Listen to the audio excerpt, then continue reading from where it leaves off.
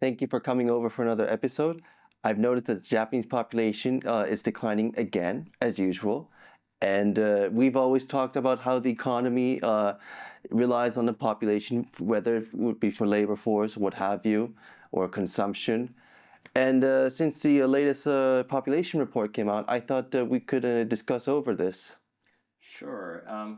Last week when you mentioned to me that you wanted to talk about population, Hmm. I thought it was a very opportune time because I think the numbers for January 26 would be coming out soon. Hmm. And sure enough, they came out yesterday. Mm. And, we saw another decline of, I think, almost to 600,000 people. Mm. And Japanese declined by like 920,000. And fortunately or unfortunately, depending on your position, Mm. we had net immigration of about 350, 360,000. Mm.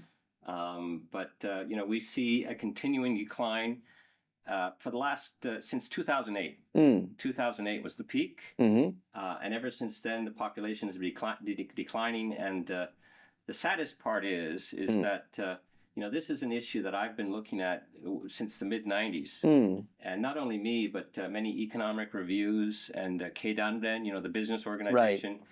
As recently as 95, I think they had a couple of reports that suggest that Japan needed at least 2.5 million people or something in terms of Mm. immigrants to help support the growth. And it's a bit of a tenuous or vague expression, to help support the growth. So whether it meant to reduce the decline or to help support the economic growth is hard to say. But every report in the 90s said that we needed at least 2 million foreign workers to help the economy maintain a certain pace. Mm. And, that was repeated, I think, last year or the year before. We had Persol, it's a dispatch company, personnel Right. dispatch company. They said that we needed, like, I think something like 2.2 million people by 2030. Mm. Otherwise, Japan would have a lot of job applications or job spaces that weren't filled. Mm-hmm. And what's the other organization? Recruit Mm. Cosmos, which is also another uh, involved in job allocation, what have you. They said we needed as many as 5 million immigrants by 2030. Wow. Otherwise, Japan would have a shortfall in growth. Mm. So I decided to put together some charts to try to explain to you the dynamics of what's going on from a demographic position and also from a political position, because obviously the converse of this is that we need to have more immigrants if Japan is to maintain a certain level of growth. Mm. And there's many factions within the political sphere and the social sphere that, we already have too much immigration. What should we do? So I think we should just come to grips with what the reality is, the situation, and maybe people can draw their own conclusions. I see. So what you have here is basically that's the demographic trend for the last 30 years, almost 30 years. And as I said before, in 2008, Japan's population peaked at about 128 million. In January this year, it fell to about 23.7 million. And you can see the green line there. Can you see the green line? Yes, I do. The green line is the net immigration flow. I see. So, for example, last year we had 720,000 immigrants coming to Japan, but about, I don't know, 370, 380,000 left. So the net inflow was about 360,000. But any observer of Japan would look at this chart, and some people again would say, I think we have an issue here. We have to deal with it. Now, other people would say it looks fine to me. And again, that depends on your perspective. What you see here is we have 3 years now where we have net immigration between 340 and 360,000 people. Obviously, it was affected by the COVID period where it fell significantly. Right. But since 2011, 2012, we've had a very consistent uptrend. And what this has meant is that the foreign population in Japan is now about 4.1 million people. And, 4.1 million people is only 3.3% of the population. So it doesn't really seem like a big deal from people who live abroad or who come from Europe or North America, Right. where the foreign-born population can be 15%, sometimes 20%, and in the case of Luxembourg, over 50%. Wow. So it all depends on where you come from and what you see as the issue. But this is what we're dealing with. And the reality is, as you'll see later, is that with the aging of Japan's population in a couple of years, we're going to see the natural deaths or the net Japanese population decline by the deaths increase to about 1 million a year. So obviously, if you're having 400, 500, 600,000 births, it's not nearly enough to compensate, and immigration as well is not enough to compensate as well. So even though you have immigration, you're still having a decline in the Japanese population. So if you look at the next page, you will see some projections. I see. And last year, I think it was the National Institute looking into population said that their forecast, I think they were looking for about 105 million people by 2050, based on a birth rate of 1.36 and immigration rate of 160,000 a year net. And from the numbers I just mentioned to you, we know that the immigration rate is much higher, right? The net immigration last year was 360,000 people. The biggest problem here is that the birth rate in Japan has continued to decline. And as you'll see later, it's now down to about 1.14 per female. This looks very well like it's going to decline to 1 or even less than 1 in the next few years. So obviously something's wrong with this chart. Either they're too optimistic about the birth rate, or they're going to have to let more immigrants into the country to maintain the population. And my fear or my view is basically that we're closer to 100 million, if not less than 100 million at the current pace, because even with the influx of immigrants, it's not nearly enough to offset the decline in the natural Japanese population. So if you look at the next trend here, you can see the annual births. And it peaked in 94 at about 1.24 million in recent times. And basically every 25 to 39 years, that's the I don't know, for lack of a better term, sweet spot, so to speak. Basically the average age of first child in Japan is 31. So within a couple of years, either way of that, is when you have a tendency to have a slight upswing in the birth rate. But you can see here from 2025 that the number of births were about 670,000. And given the generational trend, by 2050, that will be about 460 to 470,000. So that's a further decline of 200,000. And here again, what I'm trying to show you is, again, we saw in women who were born in 86 to 2000, were about 8.8 million people now that are of age to have children. And women who were born between 2011 and 2025 will be the women who will be having children in 2045 or 2050. And those are the women who will be probably having between 450, 470,000 children. And you can also see one of the other trends that has hurt the birth rate, and that's the fact that there's so few people that are getting married. And here it says that it says in Tokyo, 32% of men don't get married at all. And that's 24% for women. So that's also affecting the trend in the birth rate. Here is the fertility rate. And you can see the fertility rate. It's basically like a step-down function.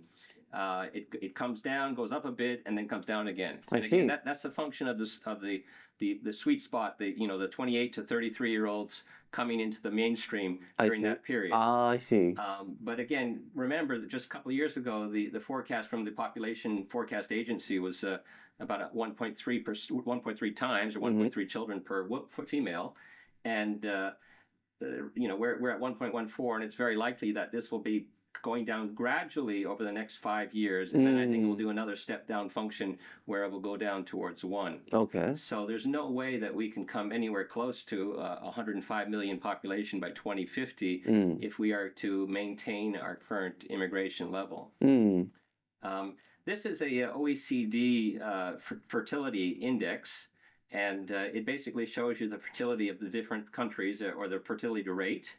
And what you can notice here again is that Japan in red is 1.14, and Korea is actually below 0.8. So Korea has probably the worst birth rate in the world. And then you have, on the other extreme, you have Israel, where the religious population has a high birth rate of about 6.5 per woman. Wow. It's incredible. Yeah. Wow, Yeah. they make a lot of babies there. Well, that's the traditional religious groups that they have there that are very high. They used to be 7.5, so it's actually come down. Still, it's really good. I guess you call them Orthodox Jews or something like that. I see, I see. But you can see that generally speaking, that the average is about 1.4. But for Japan, just to have proper replacement, you need around 2.5 to 2.05 to 2.1, which is obviously a pipe dream. So we're fighting a losing battle in this regard. Now, what you can see here is the births outside of marriage. And you can notice here, like, for example, I was born in Iceland, and in Iceland, the birth out of marriage is like 65% or 69%. There's no formality about getting married. It's kind of like you just live together and you're married, and the law, and most importantly, the courts and the law accept that as a common law marriage, just by being together. You are acknowledged as husband and wife. So there's no stigma if you have a child that's born without being married. And I have relatives that maybe after 20 years of living together, they'll just go and get a ceremonial marriage ceremony. But it's kind of like Christmas, there's no meaning to it, really. Right. And you see other cases here. For example, France. France is also very high, right next to Iceland. Oh, wow. And I think that's basically because in 1999, they made a new law. And the law basically said if you live together, you're considered husband and wife. And so it made it very easy to get married, but most also importantly, it made it very easy to get divorced if people felt they had the need to do that as well. So there was very little pressure on the couple. But most importantly, the child for tax policy, for tax laws, they got all the rights of a properly married family. And it's kind of ironic because France being so religious, you would think that they would be much more focused on married couples. But there's no distinction between married couples and people who are just common law, just living together. I see. But the interesting thing here is if you look at the bottom, you'll see Japan. And Japan has the lowest rate of births outside of marriage, I think, in the developed world. Wow. And you might ask, why is that? And it's basically because there's a tremendous stigma about being born outside of marriage. If you see, they call it the family registry, right? The Toseiki Tohon. The family registry will basically say without father, and it will say, I don't think it says, normally you say first male, first female, second female person, child. It will just say male or female. And most importantly, these people in this situation, it's hard for them to get the same benefits, certainly in terms of tax treatment as a properly married family. And in the case of the child, unless the parent acknowledges that is their child, the mother can get no relief from the father in terms of payments to take care of the child, and in the case of the father's death, in some kind of inheritance, what have you. And I think until very recently, even if they did acknowledge the rights of the child who was born out of marriage only had 50% of the inheritance rights of the child who was born within the marriage. I think they've corrected that, but it just shows you how discriminatory the law has been. And you probably know, being Japanese, that there is a great stigma for a person in Japan who is born outside of marriage. Definitely. So that's surprising, and it might be somewhat controversial, but I think that maybe if Japan is really concerned about its birth rate, maybe that's an area that they should look at. Because I don't think that there's any, certainly from the Nordic countries where marriage is kind of like just a ceremony.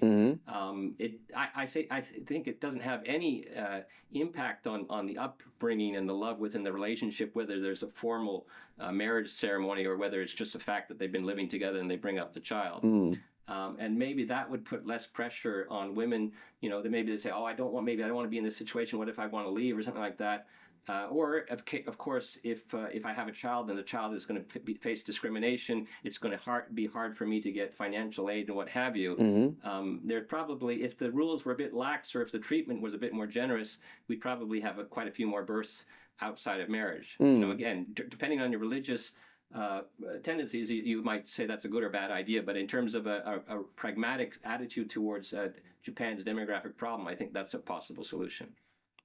The next here chart basically shows you the births, and again, we see the trend down to 670,000 this year, and about 460 to 470,000 likely by 2050.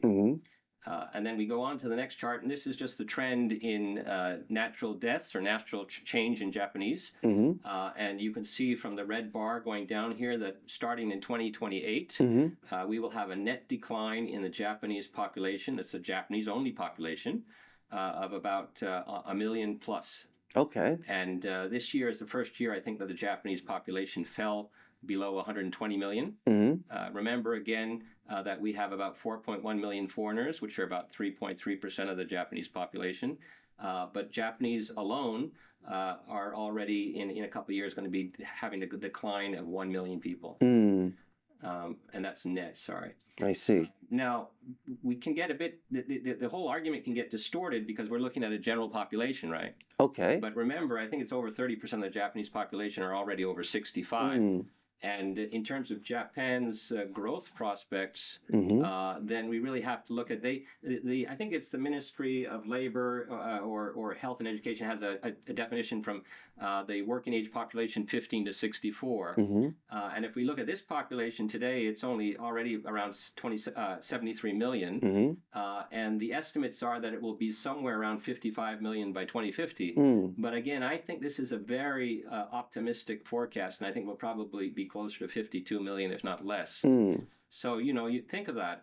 In 2050, the Japanese population will be about 100 million, and the working population will be about 52 million. So basically, half of the population will be working to support the other half. Wow. Which is a kind of scary prospect. Now, what are we going to do about that? Or what is the Japanese political system going to do about it? And we have many different factions and views. And what I like to address here is basically the view towards immigration. And recently we've had some announcements by Takaichi, Prime Minister Takaichi, in terms of the immigration policy. And that has been pushed a lot by people like the Sanseito, the group in the upper left-hand corner, which is a very conservative Japan First political party. And their view is basically we have to protect Japanese workers' rights, but we have to protect Japanese culture, and we have to protect Japanese society.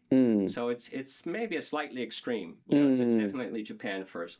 And by the way, these bubbles here represent the representation in the lower house, which is the one that can approve the laws, approve the international treaties, and vote for the prime minister. So it's much more relevant than the upper house. I see. I myself is probably closer to the Democratic Party, the Minshuto. And the reason, what the Democratic Party's stance is basically that before we look at bringing a lot of foreigners in to work in Japan, we should make sure that Japanese themselves are given the opportunity to have proper jobs at a good wage. Right. And that's my view, pretty close to it, actually. I think, again, before we worry about bringing a lot of foreigners to work in Japan at 12, 13, 1,400 yen an hour, we should get the minimum wage up to 1,800, 2,000 yen an hour. And at that point, if we still can't fill the jobs, then we should look at the foreigners to fill the gaps. Right. And then the more aggressive, or not, I wouldn't say aggressive, more generous party here is the Constitutional Party, the Rikken Minshuto, and they merged with the Komeito in the last election, right? So they're now Chudo. Chudo, yeah, the centrist party. And they're actually quite generous for foreigners. They say we have to protect foreigner workers' rights. So they're very generous, and unfortunately they didn't do very well in the last election. So their voice in the general policy, I think, has been diminished over the last few years. And with all this in mind, that we have the Liberal Democratic Party, the Jiu Minshuto, the big red bubble, who are basically in the middle. So they're basically trying to appease both sides. They're trying to appease the nationalists who want to get rid of excess immigration, as they would consider it. And they're trying to appease the people who are maybe a bit more open towards international workers and immigration. I guess I mean they want they have a some of their supporters are businesses who want cheap labor. So I guess they also want to be open to immigrants, wouldn't they? Well, that would probably be what the criticism would be. They'd probably say that that big business is looking to bring in labor, cheap labor, and the Sanseido would say that we're risking the Japanese culture, Right. And Japanese society cohesion as a result of that. I don't. I'm not sympathetic with their view because there's been a lot of issues in terms of like crime issues. Maybe they're over exaggerated. You look at Japanese and you look at foreigners. Obviously, Japanese have a certain discipline, whether it means picking up after their garbage or not walking or jaywalking on lights, whether it means their behavior in public places. Or drinking in public, stuff like that. That sometimes foreigners, especially in areas where there are very high concentration, it might stand out and it might rub people the wrong way. So I sympathize with them, and I think there's somewhere in somewhere in there there's a happy medium or compromise. If we look at the next chart, I'm sorry, this is all in Japanese, so you can see that there's 6 basic policies. The first policy is to take management over the situation, which means issuing a My Card. It's like a Social Security card, so that they have an idea of where everyone is. 2 is controlling illegal immigration or illegal overstays. Remember, there's about 4 million foreigners and about 70,000 illegal overstays, so that's a bit of an issue. And also, more importantly, they're concerned about how they handle crimes. And I don't know whether that means a stricter handling of the crimes or immediately sending the people back to their own country, depending on the level or severity of whatever crime they commit. And then it's the third, point 3 is to have a policy which is, I would say, able to be absorbing foreigners where they're needed in certain parts of Japanese life and work. And fourth, of course, is the medical system. There are a number of cases, unfortunately, again, they get a lot of attention in the press, talking about the illegal and abuse of the medical system by foreigners coming to Japan. I think you can basically get a health insurance card almost immediately once you say that you're going to be in Japan for a year or more. Okay. And in many countries, I think in Australia maybe they make you wait for 3 months or 6 months. In England, they make people take insurance, which is basically almost 20. It's about, I think, 25 or 250 or 300,000 yen. So it's over 1,200 pounds. Say basically before you apply for the health insurance, you have the national health insurance. You have to have your own insurance, which you have to pay for that. And I think there's like 20 or 23 states in the U.S. as well that have rules about how long you have to wait before you get on the insurance ladder, so to speak. And I don't think that's a bad idea, really. I think that if they are really worried about foreigners coming to Japan, especially people that have short-term visas, that maybe they have a medical issue, they get onto the health insurance, and all of a sudden you see them having these huge bills of 5 or 10 million yen or something like that. I think they should have some kind of insurance guarantee where for the first year they have to pay for their own insurance, or maybe even for the first 3 years. And if they have no medical issues for those 3 years, then the money is refunded. Something like that, something which would alleviate the system, because there's a tremendous worry that if we have a huge influx of foreigners coming into Japan, that there'll be tremendous pressure on the Japanese healthcare system. Which I think is probably one of the best in the world, and I would hate to see that become an issue that encourages people to discourage foreign immigration into Japan. Number 5 is the acquisition of land. And again, this is an area which is a bit sensitive because, I know, again, in the U.S., there's many states, maybe almost half the states that have laws about foreigners being able to acquire land. Most of it's for agricultural purposes. In Canada, there's some places that have that as well. And, in Japan, we've had issues. I don't know if you noticed it on the news, but places where people buy these big pieces of land in Hokkaido, and all of a sudden they have cut down all the trees within 5 or 10 acres or something like Wow, that. wow. And obviously people are saying this is a natural forest. You have to have a permit to do that, Mm-hmm. and it creates a lot of backlash, and understandably so. Hmm. Many countries in Asia don't allow foreigners to own land, and I think that there's nothing wrong with having a law like that as well, because the yen is so cheap now. Japan is a bargain for everyone. Yeah, I'm sure everyone wants to buy Japanese land or property. And it's not just to live on; it's to take advantage of. Maybe they say, okay, I can log these trees, I can get the water. Where I'm from, where I was born in Iceland, we had a case of some Chinese buying a huge piece of land, or trying to buy a huge piece of land in northern Iceland, and they wanted to build a water plant on it to bottle water and sell it around the world. And there are areas there where it could be abused significantly. And I think it is a good idea to have control. Also, most countries have stamp duty taxes on property, and in France they have a case where. If you're from France, then you get a certain tax rate at 25% maybe on a property. If you're from the European Union, you get 35 or 37%. If you're outside of the European Union, it might be 46 or 48%. And if you're considered to be from a tax haven, they might have like 60, 65% tax on capital gains. So what I'm saying is that maybe you should let foreigners buy property or buy land, but you say if they're not living on it, if they're not actually using the land, or they're trying to profit from the land, then they should pay a very high property tax or something, or a capital gains tax, so that money, part of it at least, stays in the country when they sell it. Otherwise, they'll simply be buying and selling. And Japan has, I think, probably one of the lowest property tax rates in the world. Really? Yeah, it's less than like 0.05%, 0.06%. So you might have a property, an apartment which is 400, 500 million yen, and you're not paying more than 400,000 or 500,000 yen for that property. So it's less than 0.01%.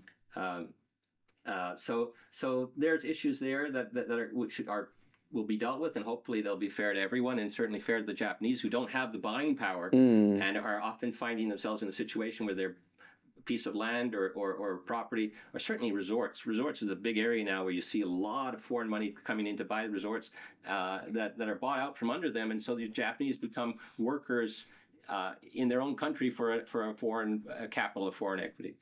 And the final point here is just teaching foreigners to become more coherent with Japanese rules and Japanese laws. And as a basic point, they want them to learn Japanese. There's many cases in Europe where you have a lot of workers, and they're working in supermarkets. They don't understand the local language or something like that, which is very hard. So I think it's a good idea, if you have foreigners that come into the country, you really should try to avoid these areas of ghettos, whether it could be an Italian ghetto, a Canadian ghetto, an Icelandic ghetto, or a Korean or Chinese or Nepalese or what have you. You really should look at integrating these people into the culture. Right. And that starts with education. The worst part about immigration is chain migration. What is that? Chain migration is basically, if I get a visa to work in Japan, I might bring my wife, and it might bring my parents, and I might, once I've gotten permanent residence, I might bring my in-laws or something like that. And in the U.S., Canada, the chain migration is almost 75 or 80% of total migration. Wow. And the danger with chain migration is that there's very little connection to the local society, like local community. If you have a job and you're working at a Japanese company, then you have that bond, that connection. Right. If you're going to school, then you're learning the language, you're learning the culture, and you're ready to act as a full person within that culture. But if you're being brought, whether you're a parent or a relative or what have you, and you're staying in your community and you have no other contact outside of your community with the local Japanese community, that's where the problems start. I see. So they really should address that. Here is a map of Japan, and you see these bubbles here, and the bubbles indicates the size of the foreign population. And this chart here says where foreigners are concentrated, and you see Akaigawa Mura and Shimukapa Mura. I think that's called Shimakapa Mura on the right hand side of Hokkaido at the top. Why do you think there's such a high foreign population there? I guess it's a great ski resort. Exactly. We got Kiroro, Niseko, and Tomamu. I think it's the Hoshino Resort.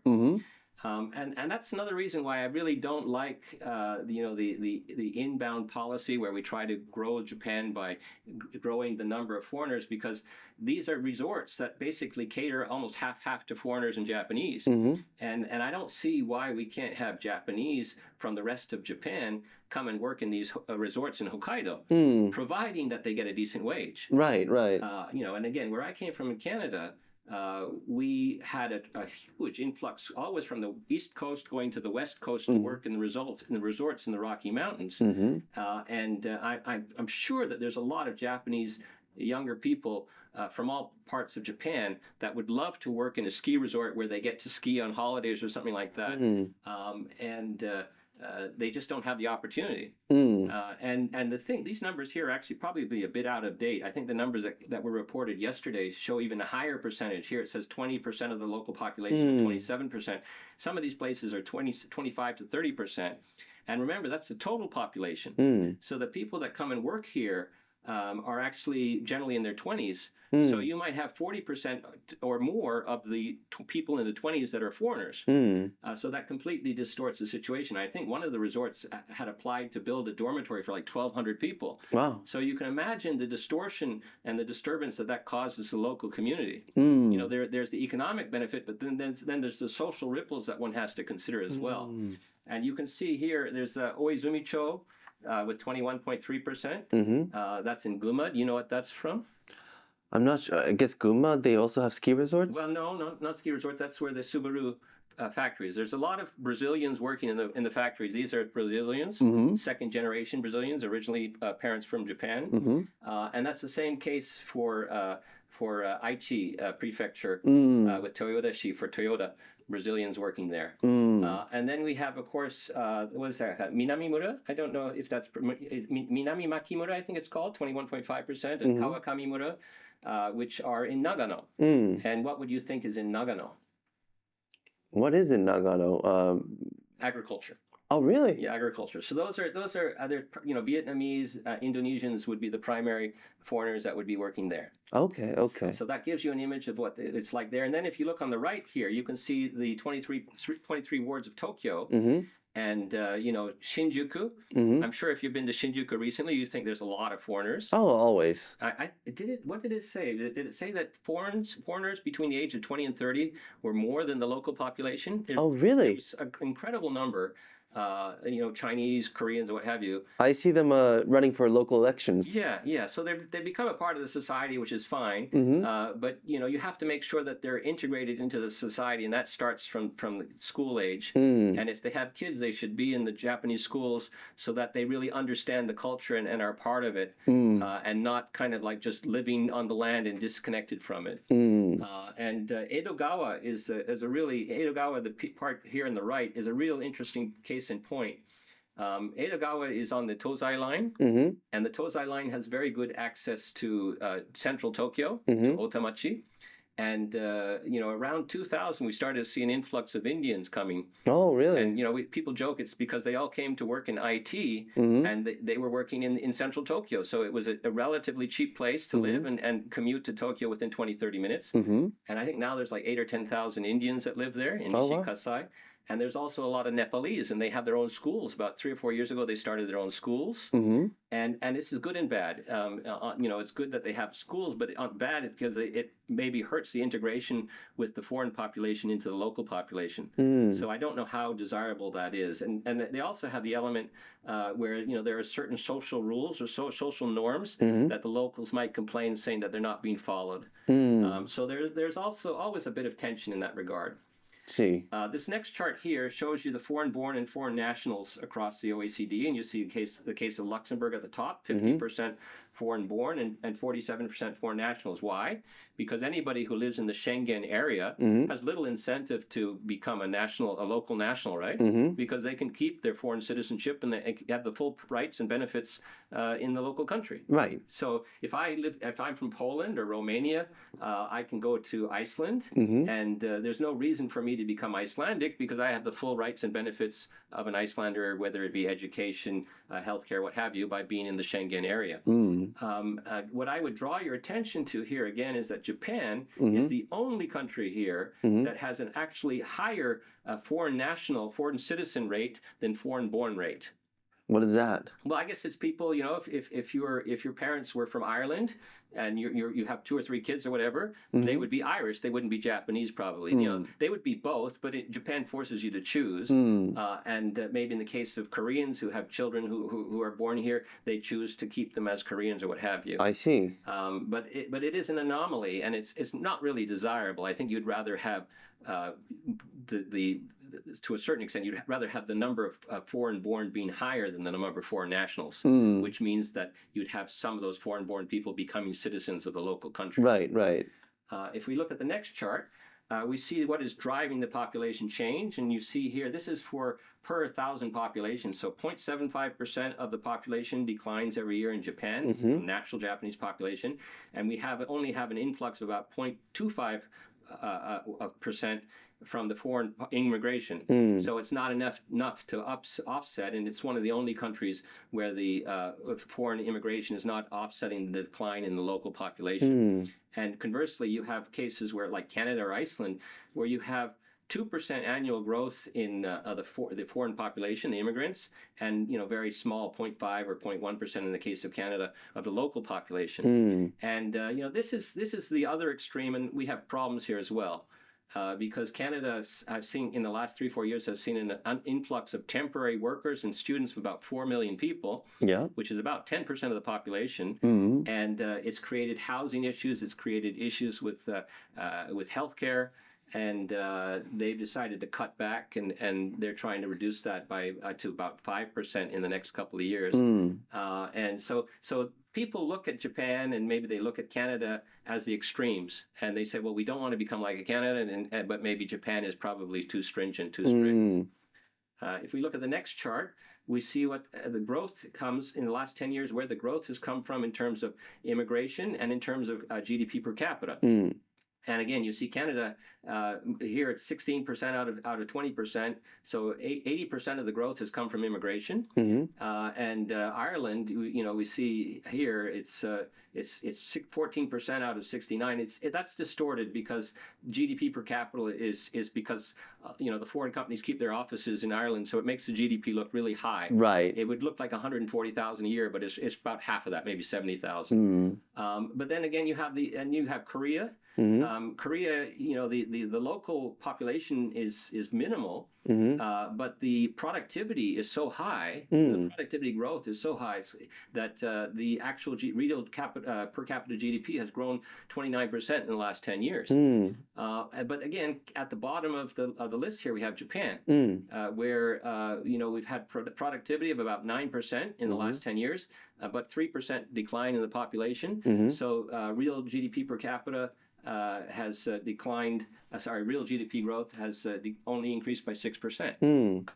The next chart shows you where Japan is trying to hire new people. And again, we have they call it the specialist visa. And I think there's like 170,000 people on those visas. And this is obviously construction. Construction. Japan has over 35 trillion yen in backlog for construction work. Oh, wow. That's a lot. Like 3 or 4 years worth of backlog. Remember, the GDP is about 700 trillion, right? So it's 5% of GDP. Wow. And you know why they have that backlog? I guess they're out of workers? they're out of workers.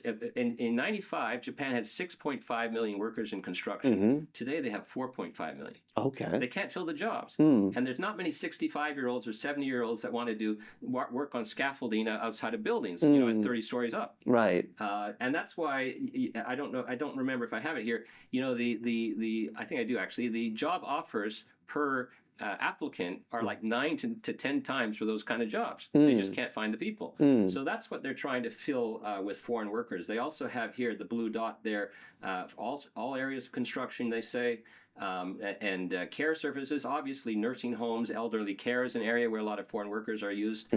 Drivers, cooks, and food preparation, so the food industry, and of course agriculture and manufacturing, as I said earlier. The next chart here shows you where the net growth came in the last year. And so we had 356,000 net increase in foreigners. And you can see here we have the specified skilled workers here, which were 100,000. Again, these are the people that would be working in those areas of retail, manufacturing, agriculture, what have you. It's generally a 3 to 5 year limited visa. You can change your visa after 5 years to a version 2, like they have Ichigo Nigo. In principle, it's non-renewable though. So these people will generally go back.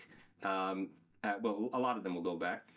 You have the engineers also, which are the people that basically white collar. Maybe half of them will stay. You have their dependents and the permanent residents, and then you have the designated activity. And designated activity is also people who come for a specific job, 3-year work, doing this, what have you. The net is that generally half of those people will stay. So, for example, again, last year we had 720,000 immigrants in Japan and 356,000 net immigrants. So the rest went back. The next one here, again, shows you where the population is a total. Remember, there's 4.1 million, or 3.3% of the Japanese population, who are foreigners. You see the top blue line here, which is almost 1 million who are permanent residents. Long-term residents and their spouse are a little over 400,000. And then you have special permanent residents, which is also about 270,000. And these are obviously the people who are here to stay. They're lifers, so to speak. Then you have the gray colors, the engineers, the dependents who are the spousal people who come here on a spousal visa, and people who come to work in a specified area, almost 400,000, 309,000. Those are the people who have the right to renew their application every 3 years, every 5 years. And these are the people, again, who have maybe a 50% chance that they will stay. This is an area that's being addressed by the Takaichi government. They're saying that we have 810,000 now who are workers under these special visas, and we want to limit it at 1.2 million. So there's upside still in terms of the amount that they can accept. But if you think about it again, remember some of these, the Keidan and the business organization and all the other personnel dispatch companies were saying we need 2 million, 3 million people by 2030. We're not going to get anywhere close to that with these kind of numbers. And then, of course, we have the students and they call them jishusei. It's kind of like the interns, right? Which has been a problem in Japan because some people think that there's an abuse of the system. Sometimes they get paid very low wages, and they're basically learning skill sets that they should be able to bring back home. But those are, generally speaking, supposed to go home once their 3-year contract is up. Right. And finally, I wanted to introduce you to the automation situation for automation in Japan. And the reason I introduced that to you is, again, it's been clear for the last 30 years, if not more, that Japan's population is declining. And we saw this coming. It's like, again, it's like a deer caught in the car lights. You see it, and yet you're not moving. And we really have been very slow to take action. And you think, my gosh, if Japan has got an elderly population, especially if a population that by 2050 could have 50% of the population working, 50% retired, they should have a lot of automation. And until 2010, Japan was the global leader in automation. They had like 0.4 workers per 10 workers that had automation or robots connected to it. Now you can see here, this red line has gone from 0.3, 0.4 to just a little over 0.4. So it's gone from 0.3 to 0.4. So 33% increase in almost 15 years. Nothing. And on the other hand, these lines here, by the way, these gray lines, this is no change, this is doubling, this is quadrupling, and this is going up 8-fold.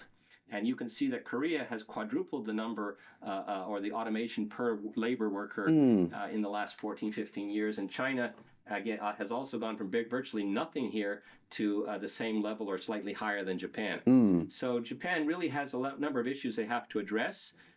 They've had these issues very clear for the last 30 years, and I don't think they've addressed them adequately.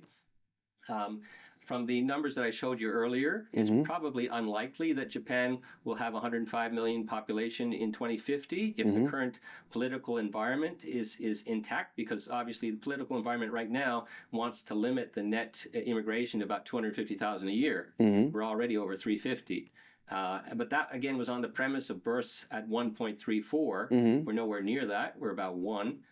So I think the net is that we're going to have a population of below 100 million, if not closer to 95 million. And we really have to get our act together and address this by increasing the automation and in our whole society, whether it's the digitalization of Japan. So much still is done on paper. Right. And again, as I've said previously, because wages are so low, there's very little incentive for companies to make significant investments in capital. You could look at South Korea. South Korea, if you want to introduce automation for high tech, they will give you a double bonus the first year you buy it. For example, if you buy a $300 million piece of equipment, they'll give you an instant 60 million depreciation credit, and then you get normal depreciation on top of that. So you're getting 150%, if not more, of the depreciation that you get in Japan. So there's an incentive to increase new labor-saving equipment. And if Japan doesn't take a similar tact over the next few years, you're going to find it lagging further and further behind. And the areas that are going to suffer are those areas that they talk about now that are suffering, the healthcare, the hospitals, construction, what have you, and areas that require more digitalization. So I just thought it would be an interesting idea to talk about this subject today, and I thought hopefully I've given you an interesting introduction into the topic. Yeah, that's a lot of information. And hopefully it's something that people can think about and think about a good solution, because we're seeing ourselves face this chasm more and more, and in the next 10 years it's only going to get a bit worse. Well, I mean, it is a very prescient issue, and I'm sure Japan has been facing this challenge for a very long time. I'm not sure how they're going to face the challenge of automation. It seems like Japan still has a lot of room for automation, and yet they haven't invested so much. So if they don't want immigration, then they're going to have to automate it. But in Takichi's Honebutta Taisaku. Yeah. How would you translate that into Japanese? The core principles or something? Yeah, that would be a good translation. Yeah. They want to have 370 trillion investment, I think, by 2040. And I think of that, maybe 220 trillion is expected from private sector. So that's 150 trillion from Japan. So basically, it's a special revised budget of 10 trillion every year from Japan. When the economy slows down, we have these revised special budgets. Right. And these special budgets that they're talking about are for areas such as semiconductors, AI, healthcare, biotech, and typical growth areas that you would consider. It's obviously necessary, but I don't know if it's a case of too little, too late. We'll have to see. We'll have to see.